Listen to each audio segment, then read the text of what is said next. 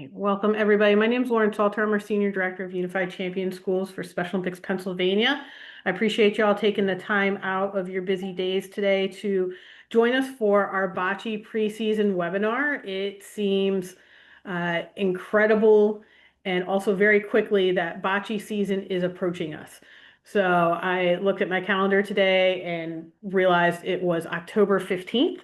And it excited and scared me all at the same time. So I don't know how the rest of you feel about that, but the year is already flying by so quickly. But we are heading into a super exciting time of the year, which we all love as Bocce season. So as part of this webinar, I'll pull up a presentation, and we're going to go through a number of things that we're going to talk about today, ensure that you are all prepared and comfortable with what is going to shake out this year for Unified Bocce with Special Olympics Pennsylvania. All right, so let's go ahead and get started.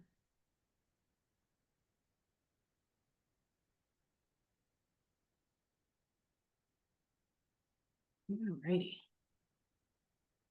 Just give me a thumbs up if everybody can see my screen just fine.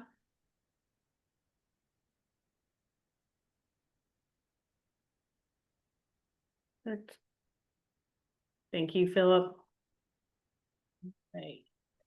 Go ahead and dive into it.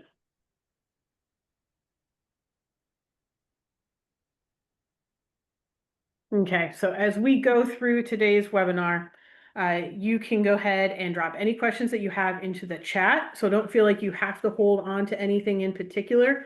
We will address them at the end so we can stay on track with our conversation here. Make sure that I address those. All this information is not top secret. Share it with your coworkers, your friends, your family members, your team members, whoever you want to share this with, right? The more that understand and have a good understanding what is going to shake out this year, the better, right? So this is public information. It'll go up on YouTube for everybody under the sun to be able to see as well. So please share far and wide all of this information so we can go into this year. Everybody's super prepared and feels really excited about how this year's going to shake out.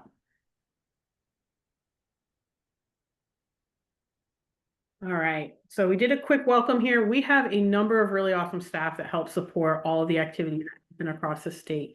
So last year we had 784 bocce competitions happen within 324 schools in 28 different leagues. It's a lot of bocce. It's a lot of awesome competition that's happening statewide. So that's regular season and postseason included. And the people that make that happen are all of you and all of our awesome staff working together so that all of those student athletes are able to have that experience.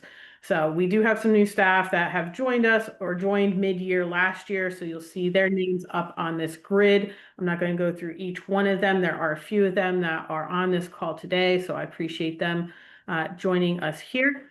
Heather Hudson is hanging in the background with me, helping me manage our chat and making sure that everybody is muted at least through this conversation. And then once we get to the questions, we can ensure that folks are unmuted or have the ability to ask questions. So if you're unsure of who your contact is or what these regions mean, we have gone through a process of regionalization over the last couple of years. So you all exist within a region. And then within each region, you have an appointed person that helps you with all your things related to Unified. So your liaison will set up your leagues, will help set up your competitions, will assist you with any questions that you have related to bocce. So these are going to be your go-to people. If they need any assistance or backup, they will come to me and I will assist them in whatever they need to support you. Okay.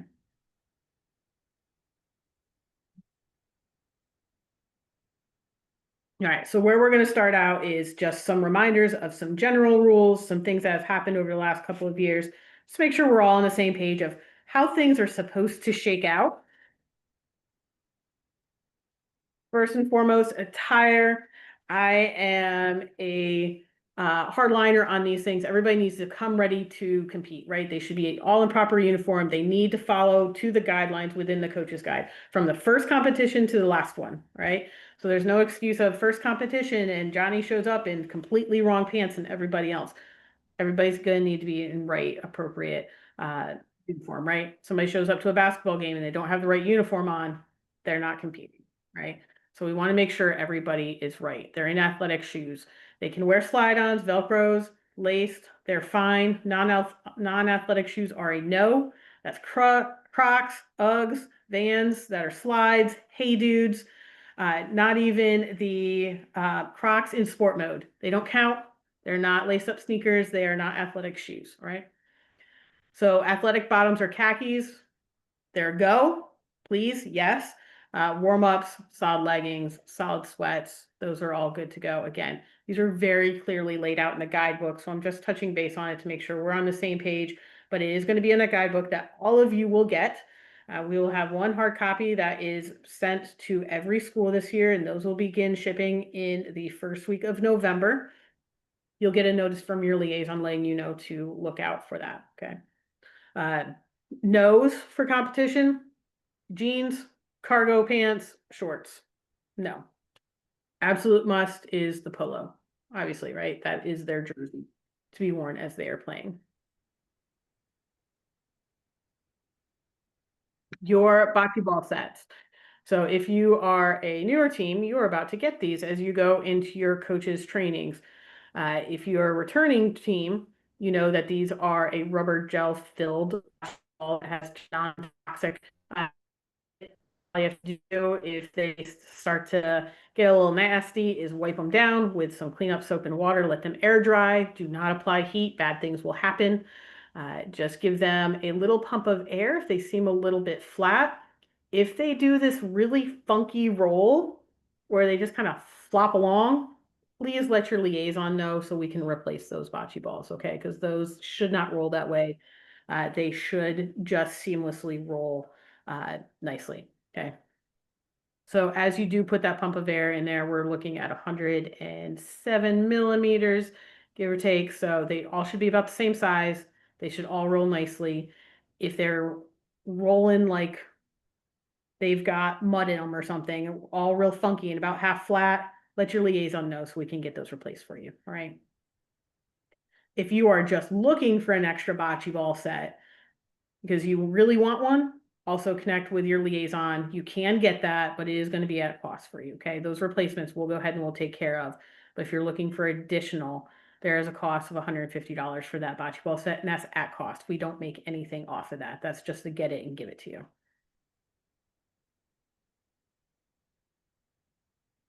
All right, so this is just another reminder. Here's where your coach's chairs should be. They should be at the midpoint of the bocce court or by where the score is taking place, right at that midpoint. You as coaches are not providing instructions when play begins. You've got your timeout to be able to do that. You've got one timeout during each of your 30-minute games. You can, however, provide your positive affirmations, right? You can say, hey, good roll, good job, like good work, all those positive things. You can direct traffic as people are rotating. You can make sure that the right people are on the right ends of the courts. That's just helping play continue to move. You can say roll the ball. That's fine. We just can't say where and how hard, okay? So we can't give that strategic direction. But let's keep traffic moving, make sure the kids are where they need to be, assisting with those rotations. So we've always got 2 athletes and 2 partners at each active end of the court. This should be a no-brainer, but I just want to make sure we are 100% on the same page here. Our games are 30 minutes or 16 points, whichever happens first. There are no games that end in a tie. They will never end in a tie, okay? You have an individual game, and your time runs out and it is tied, you will play another frame out to break the tie. There are no tie games, okay? Then just your timeouts that are allowed are 1 minute.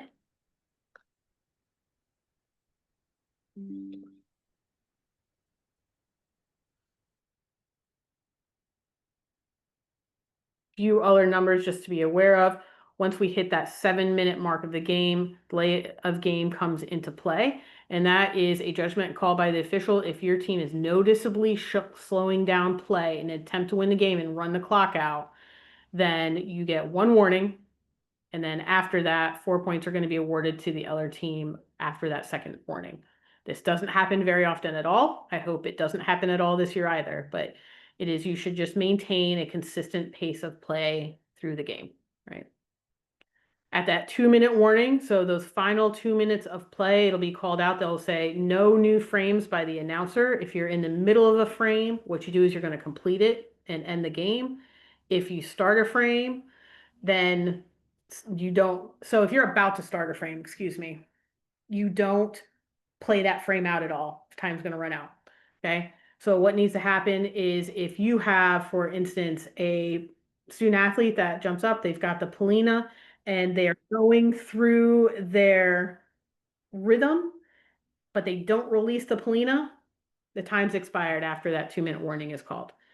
If they let go of the ball, the Polina, before 2 minutes is called, you play that frame out, whether it is a good Polina roll or a bad Polina roll, whether they place it or not. Okay. But they've got to let it go before the 2-minute warning is called. Otherwise, the frame is not played out.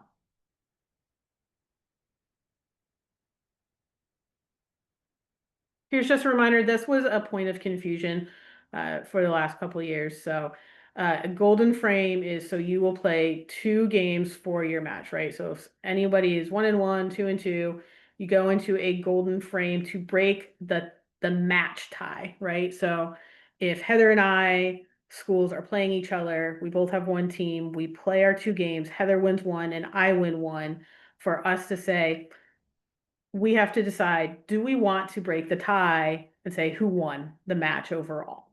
It does not go on the overall record. We are counting individual games for our accumulated record for postseason competition. This is just optional. Do we want to break it or not? Heather and I decide, yes, we want to. Our teams want to play it out. So we want to do it. If Heather says no or I say no, it won't be played out. Okay. It is strictly to break. It's more so for bragging rights, and that's why it's optional. Okay. Does not go on your official record. I want to make that extremely clear. Only your scheduled games will count towards your record for tracking for postseason.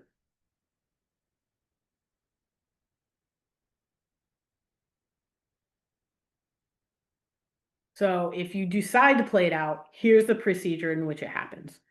So each of those schools will pick 2 athletes and 2 partners from the same team. So you pick one of your teams of those 2 teams. If you have one team, super easy. If you have 2 teams, you pick one of those teams, 2 athletes, 2 partners. The coach is going to give those teams to the scorekeeper so we can put it in the Google Sheet. This was missing a lot last year. So my ask is please put that in if you play out that frame. All right. Just so we can keep track of how many are actually like doing that or not. Coin toss is held. The winner gets to choose the ball color and rolls the Polina first. There's no timeouts. Each team is going to roll their total of 4 balls each. 8 balls are rolled out. The winner of that frame is who we say wins the match. Okay.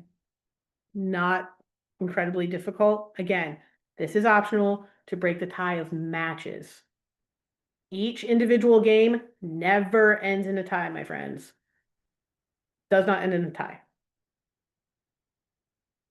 So that's the difference between a tied game and a tied match and using a golden frame. Okay, golden frame is just one frame played out to break a match tie.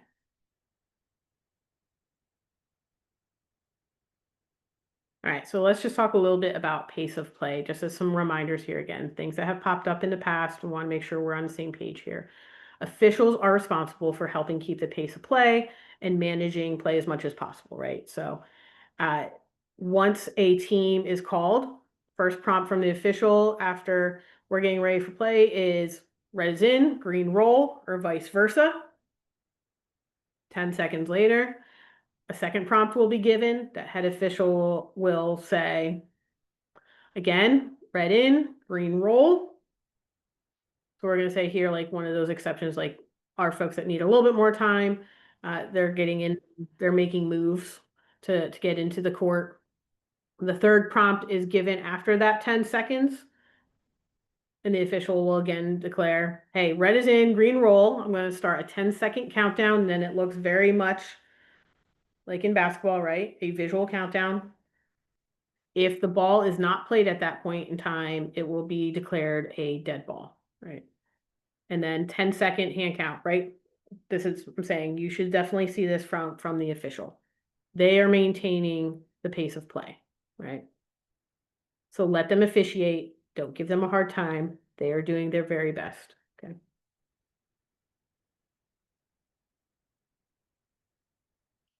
One of our new things that we had last year, it was a change in how we were doing some pieces of time management, specifically around measurements.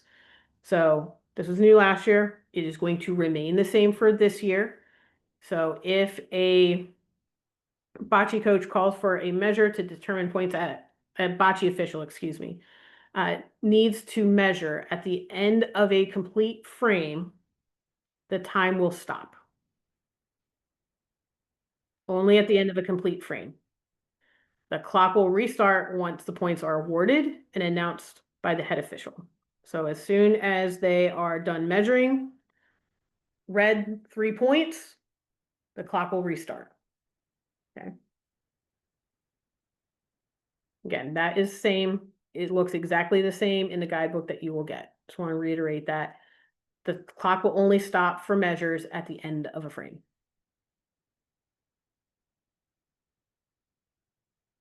Timeouts. We did take a little bit of a change on this last year. Just want to go ahead and reiterate it. Teams are permitted to call one time out during each game. You do not have to have possession of the bocce ball to do that, right? That was the change that was made. You do not need to have possession of the bocce ball. All the bocce balls need to stop rolling and the official to go ahead and finish out what they're doing. So again, they have to come to a complete stop before that's going to be granted. There's a limit of one timeout per team per game. And if a timeout is used prior to the 2-minute mark, the time will restart once the next bocce ball or polina is rolled. Okay, so everybody gets back to their chairs. The officials will indicate which team is going to roll. Once that team rolls that polina or that bocce ball, that's when time will start again. All right, so what is new for 25 and 26? Not a ton. So I have a minimum. I have 2 slides here. So, but wait for your mind to be blown. Right. So one of the things that we added last year, we expanded the roster. So let's talk about this real quick.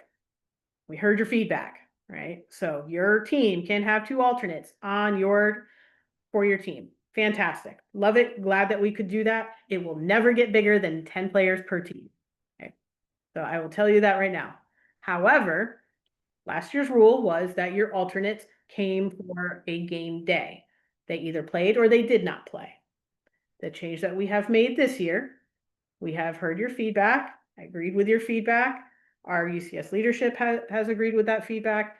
Your alternates may be subbed in from game to game. Okay. So they can play one game, but not the other game. Making sure that every time you travel or play another team, they will play, a student athlete is going to play 1 full game. There are no substitutions during a live game. None. So when your alternates are not playing, those non-active players obviously are still able to dress because they can play in the next game, right? Or they have played in that first game, must sit in the stands. So we're not confusing them for other players during the game that they are not playing. All right. But we can sub from game to game, but not during active games.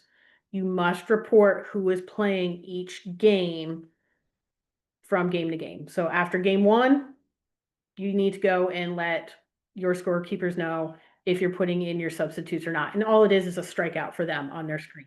Okay.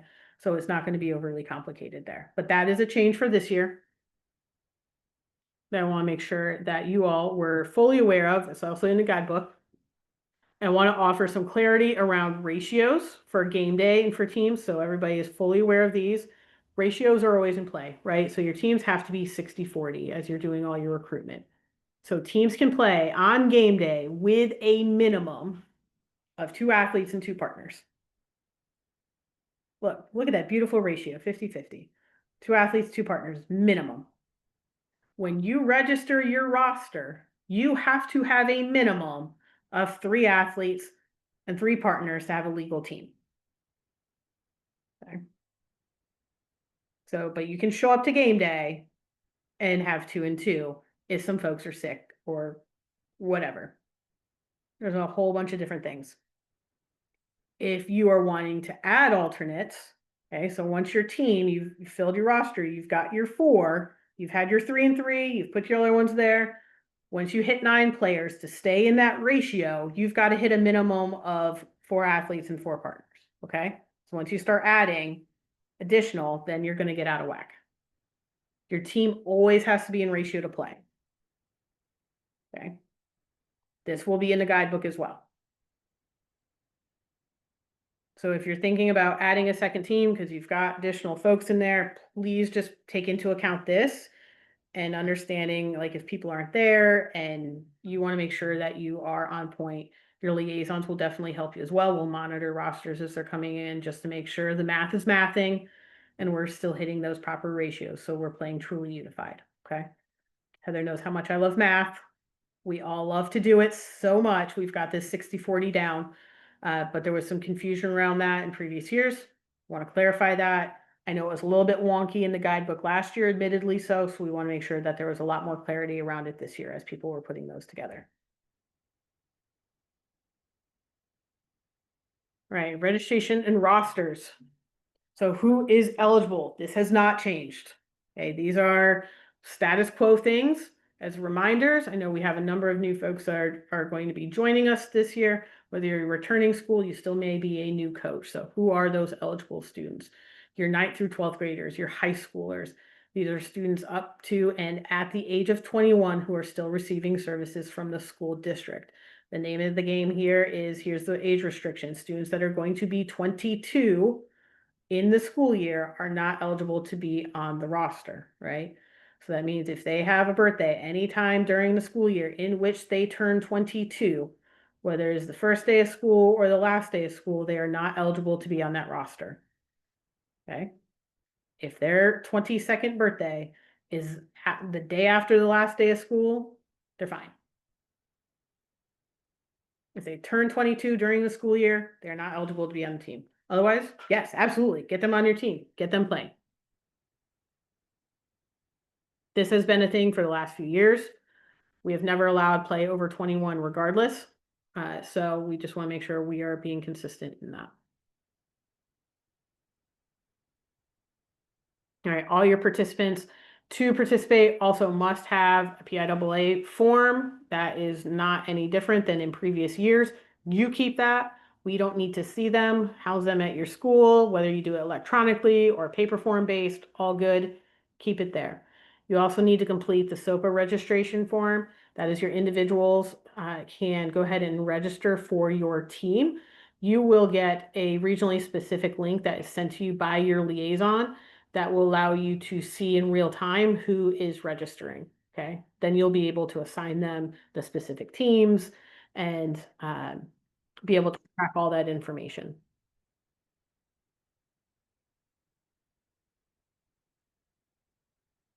Your rosters will be due on December 3rd. No additional players are going to be added after that deadline, right? As a reminder, schools with 2 teams, once your rosters are submitted, you can't flip-flop from team 1 to team 2. Team 1 will have its own complete history of games, win-loss record, and team 2 will have its own win-loss record throughout the season. So we cannot flip-flop players from team 1 to team 2, okay?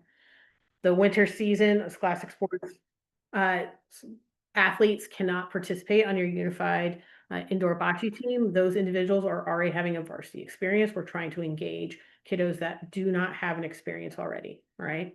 Your fall, your spring varsity athletes, totally eligible to participate, right? So please go ahead and grab those. On your roster, we do ask you that you identify your head officials and list their names on your team roster. This is something we have struggled with in the past, but we really want to make sure that they feel comfortable with what they are doing. So please look and recruit for these folks early. We do have a training video for them, and then our liaisons will follow up with them in advance of games, make sure that they feel comfortable. If you are a brand new school, you're hosting for the first time, you will have a SOPA liaison on site for your first game to assist, okay?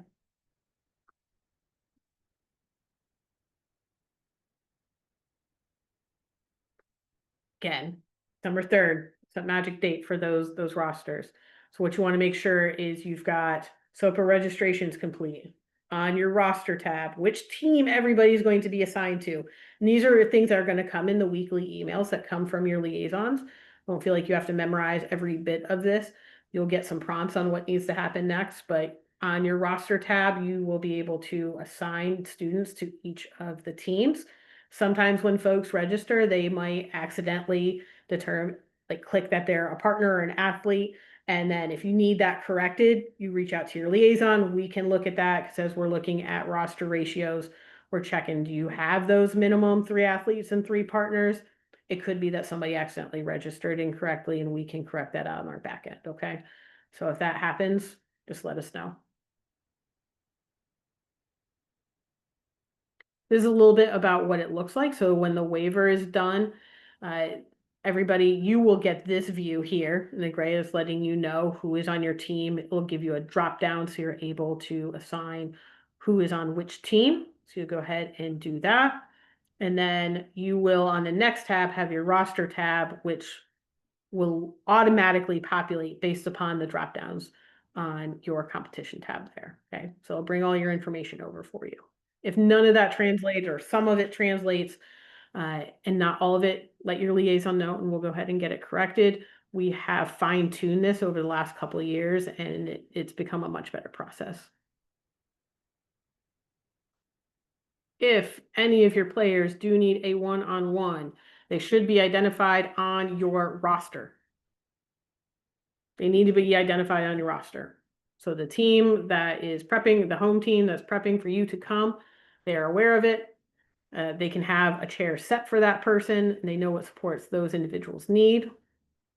You need to put them on the roster. You also need to reiterate in a coaches meeting which athletes will need that one-on-one support and what that specific need is. Again, if you also have anybody that has a visual impairment or is going to need a ball spotter or whatnot, that needs to be reiterated in the coaches meeting and the officials to be aware as well, so they can make sure that they are conducting that appropriately and the other coach is aware of it. So if they see a partner pop up out of nowhere and go run into the side of the court to spot the ball, they understand what's going on. Okay, so we want to make sure that they are totally aware of that. So one-on-ones are able to transition from one end of the court to the other to support that student athlete as they need. They are not coaching. This is the hard one, right? Of they can ensure that they're calm and they have those supports that they need, but they can't say, okay, when you get up there, Heather, I need you to roll the ball to the right or roll the ball to the left or roll the ball hard. And they're in the moment and they just want to help. So please help temper them of just let those student athletes connect on that because they will chit chat the whole time. If you're a returning coach, you know those students are going to chat the whole time about what needs to happen next. Let them figure that out on their own.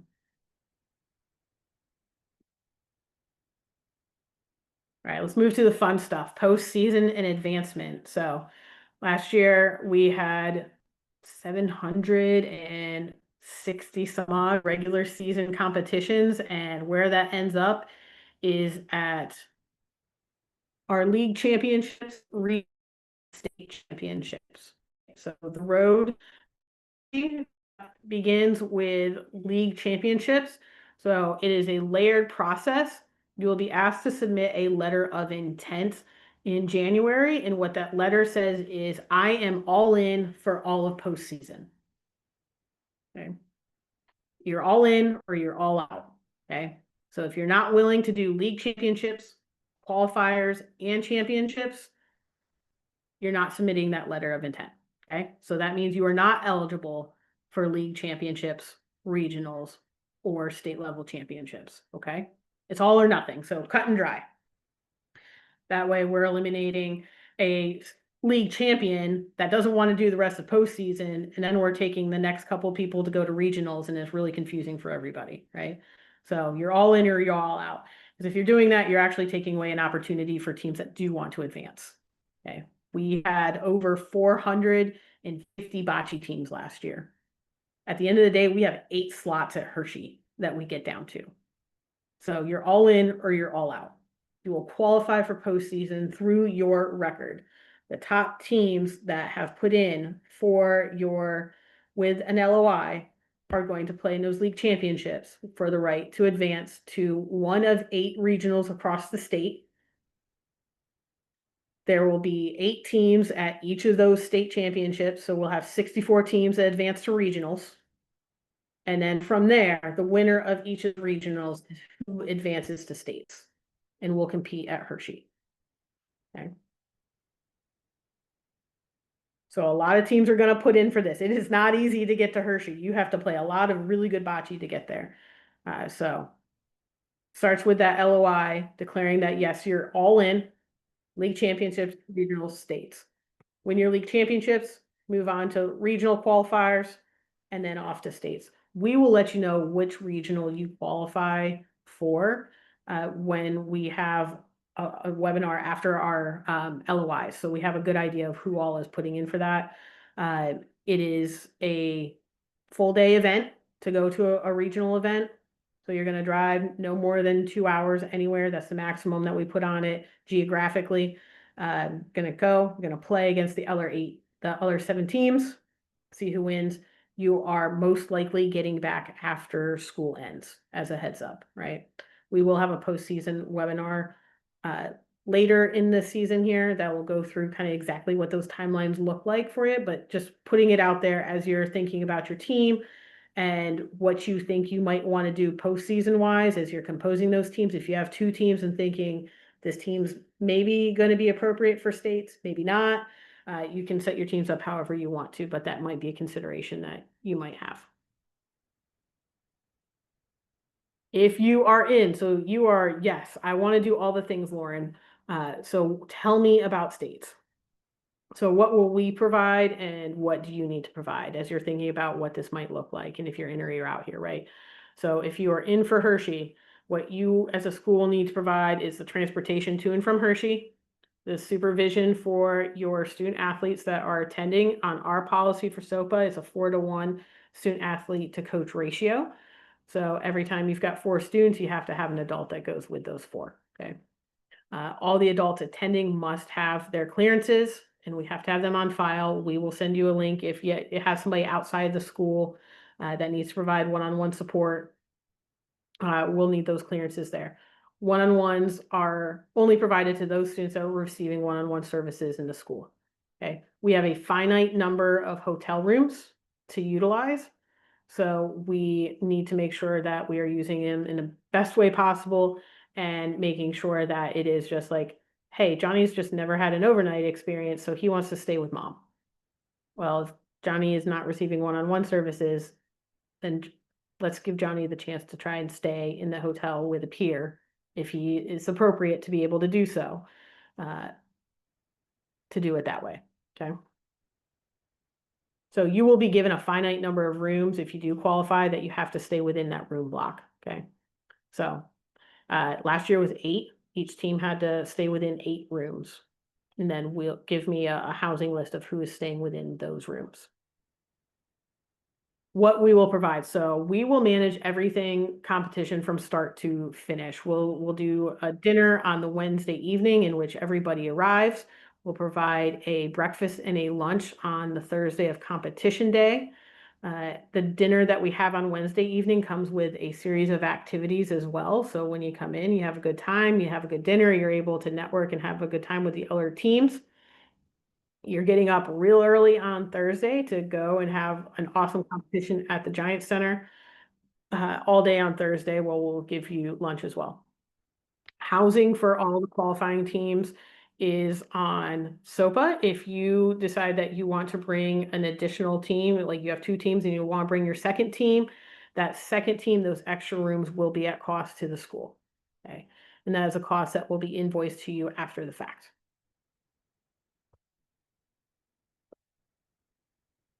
Right.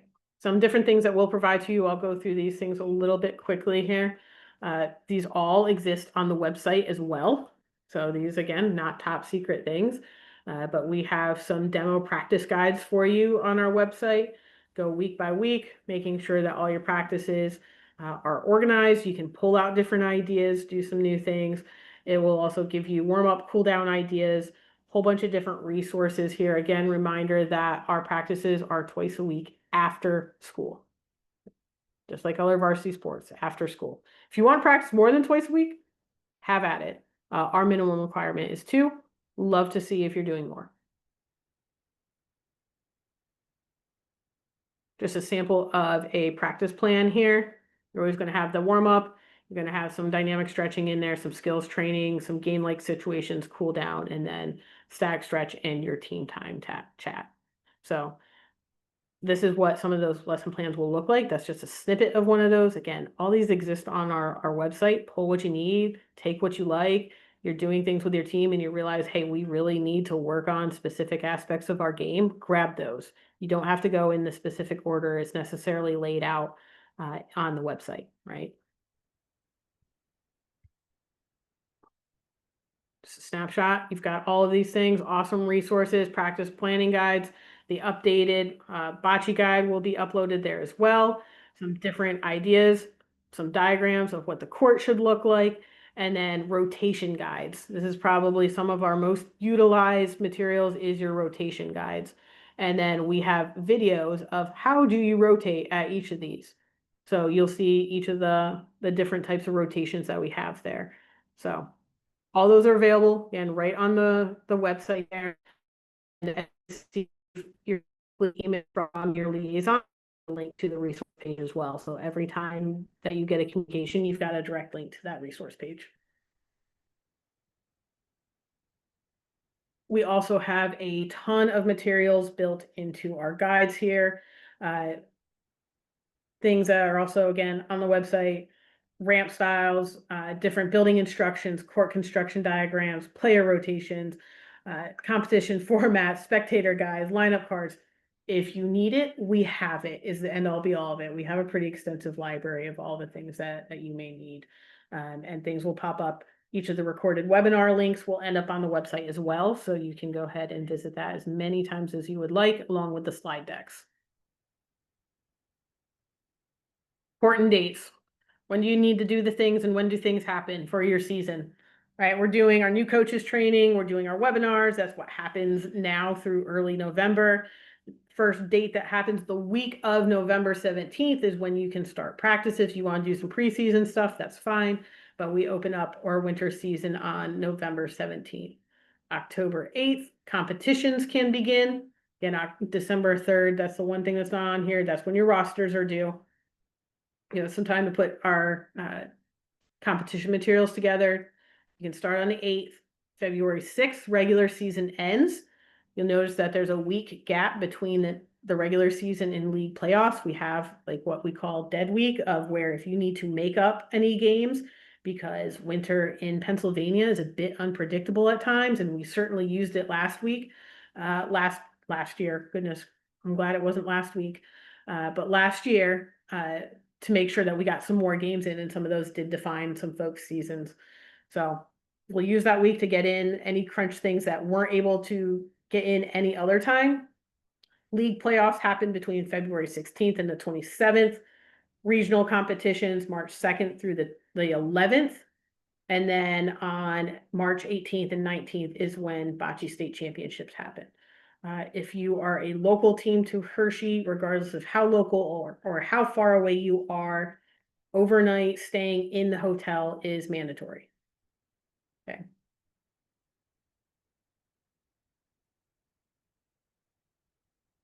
The other awesome thing that I know that you are all looking forward to, if you have not done so already, you will be getting a link from your liaison to order your polos for your team and for you. This is now open. It's open until November 24th. It will shut down after that. The sooner you order, the sooner things get to you. So please do not hold off until November 24th. Right? That is set to make sure that everybody has all their uniforms prior to the start of the season. Okay, before competitions start. If you are a brand new school, you can order up to 20 polos. Make sure you get 2 coaches polos and 4 officials polos. If you are a returning school, You are supplementing what you currently have. You're not doing a fresh order to have a fresh order, okay? Just make sure that you are supplementing. You need some new sizes, you need some phased out ones, some are looking a little ragged. Yes, swap them out, please do that. But I don't want to see brand new sets of uniforms being ordered for schools if they are returning and they just ordered a brand new set last year, okay? Can you order your own polos? Absolutely. Yes, you can. The only thing that we ask for pre-approval is send us a proof. If you, for branding purposes, we want to make sure that our logos are being used appropriately. Just send us what it's going to look like. We can sign off on it. Good to go. You can absolutely order your own polos if you want. We have a handful across the state that do that.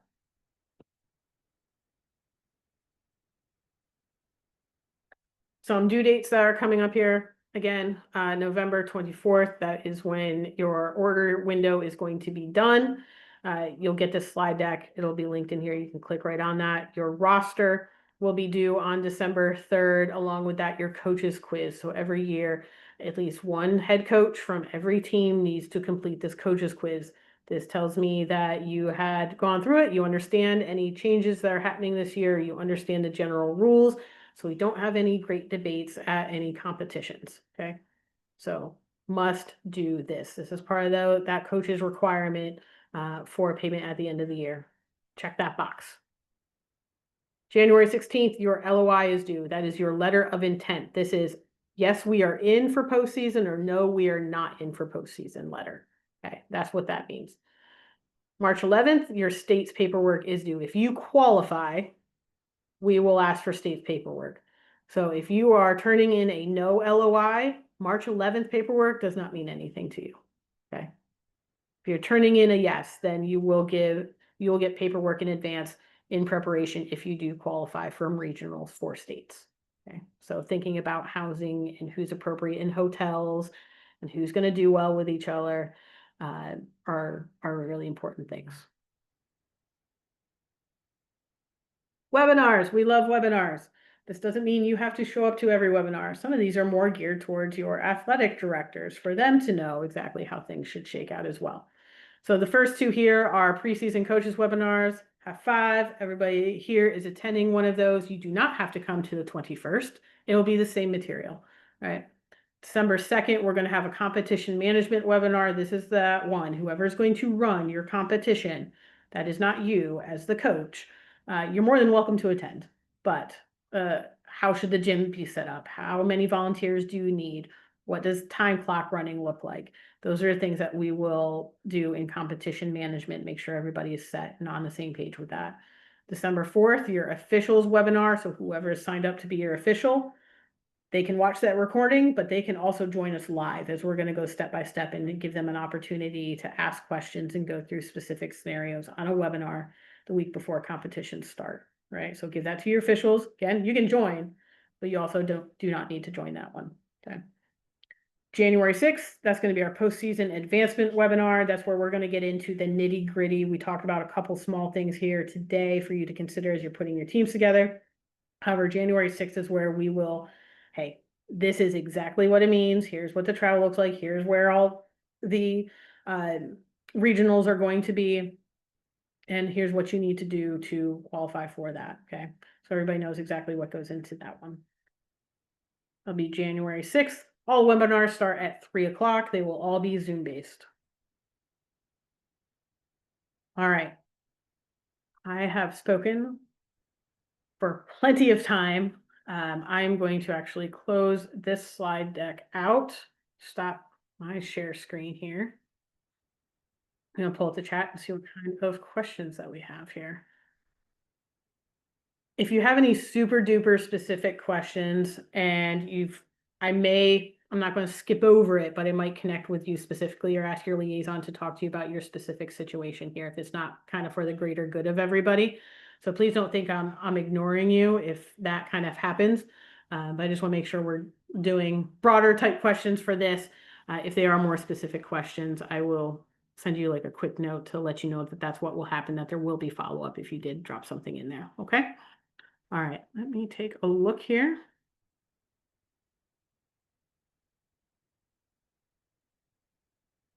Thank you, everybody that put your names and your schools in here. Just gonna do a quick scan.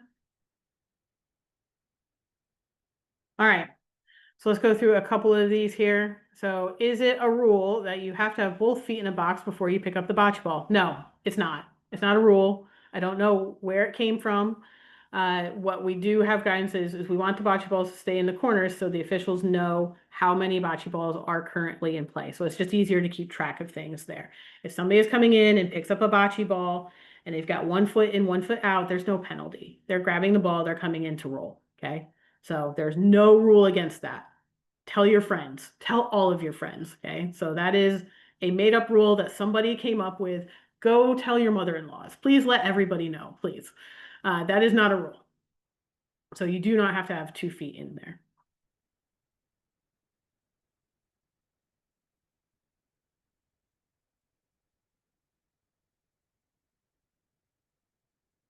Right, here's one. Can team members coach students on where to place the ball? So can teammates tell a member of where to put the ball? So as they are on the bench, absolutely, team strategy right there. Once that team member or that student athlete jumps into the box, no, there's no more talking at that point in time. That discussion had to happen before they got into the box, right? It will be called as a penalty otherwise, right? It's got to happen before that.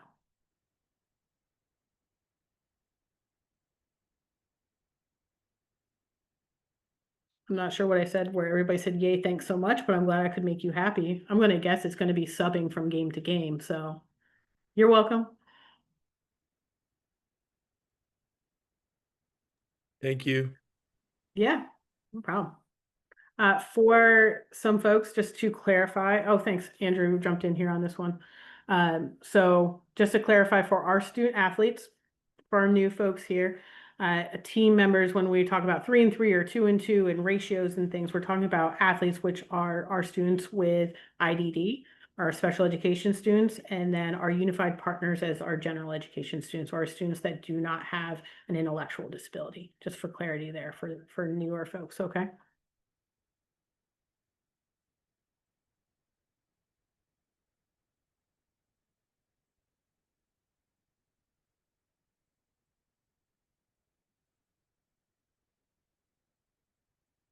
Yes, team 1 and team 2 are completely separate entities, even if they come from the same team. So, Ange, I see you on here with Penridge. Y'all got 2 teams. Hey, girl.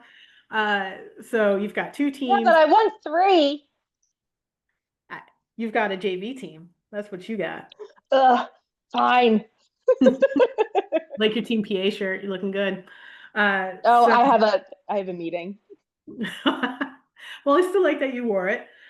So if Coach Ange has team 1 is going to carry 1 record, team 2 is going to carry a totally separate record, win-loss record. So in theory, one of Ange's teams could qualify for states and the other or postseason, and the other one may not. Okay. So 2 separate teams within that same school. So we're maximizing participation as much as possible. Okay.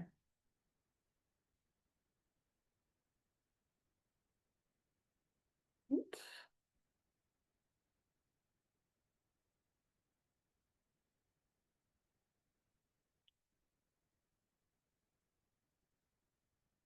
All right, so one of the questions on here is you're talking to teams and talking about postseason. You are going to want to talk to folks that and get a sense of if they're going to be in for postseason or not. I cannot tell you exactly how you want to compose your teams as long as you are in ratio. That is your determining factor beyond that of who is going to be on what team. Tell you some of the strategies are folks that do decide like, yes, we are available and want to be a part of postseason, or this is a composed team that has individuals that are all going to be successful and appropriate for that type of travel for postseason, right? It's not necessarily for everybody. So you might want to look at it at that way. So if you have questions as you're thinking about what that looks like, I ask that you go ahead and chat with your liaison, maybe about your specific situation. They can give you a couple different strategies and say, hey, here's how you might want to think about it. At the end of the day, how you compose your teams, as long as you are in ratio, is up to you as the coach. Okay.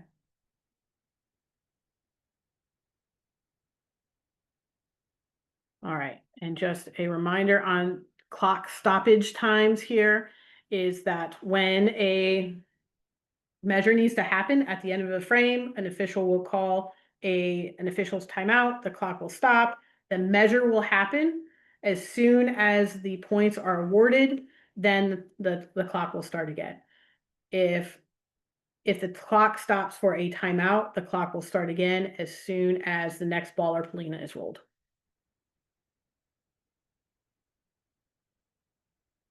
I think I've got everybody's questions.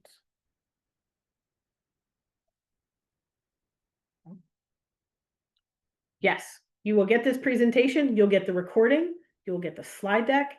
It will be posted on the website in probably 3 different places. So you have multiple access points to this. So you should expect this to be coming first from an email from your liaison with the links in it, and then you'll see it on the website as well, right? And it'll have the link to be able to order your uniforms, to view this, to access the slide deck, and then all of the resources that we have.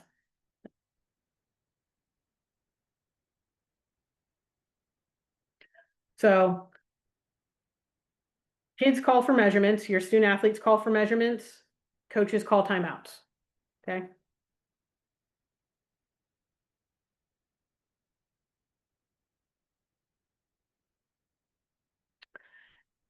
And I'm gonna ask you to stay on and just give me a little bit more context on that, and very specifically, okay? So if you don't mind hanging out, I'd love to just hear more about that before I kind of put that out to the broader spectrum of folks. Lauren, Jeff asked about a roster of 10. It's a minimum of 4 athletes on that roster. Yep. 4 athletes, 4 partners, yep.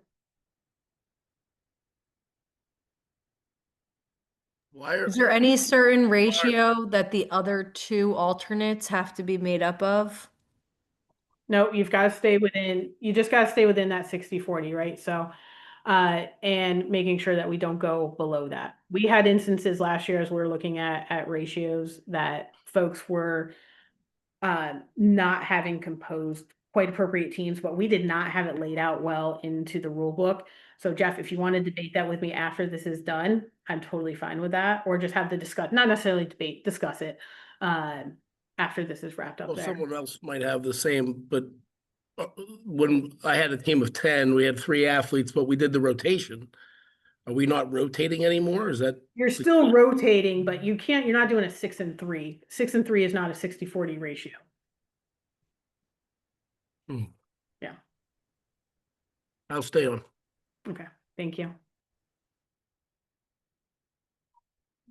We are just asking questions at this point, Vanessa. Perfect. When do you think we can expect to have, I took a picture of it, but like the list of dates and links so that we can invite our officials and our, like whoever's going to be helping us with game day management? By Monday next week, at the very latest, you should get a weekly email coming from all your folks. So all the links are already baked inside of here. So the very latest you should get anything is by Monday of next week. Thank you. Yeah. Yeah, everything's live. Everything's good to go at this point. So it's just getting it turned to you. The only thing that is not live would be the recording of this particular webinar that will convert to a YouTube link. All right. Okay, everybody. Awesome. Well, thank you all so much for joining today. If you've got a really specific question, you're more than welcome to stay on. If you do not, then you are done with your very long, awesome day. I appreciate your time. Looking forward to a really great season this year. If you need anything, first reach out to your liaisons and they will help you with anything that you need. If they need any assistance, they'll come back to me and we'll still get you an answer, all right? So awesome. Thanks, everybody. Have a great rest of your day. Thank you. Hey, Lauren, I'm going to hang for a minute until you're done. I have a question about strength and conditioning. You got it. Okay. I'm still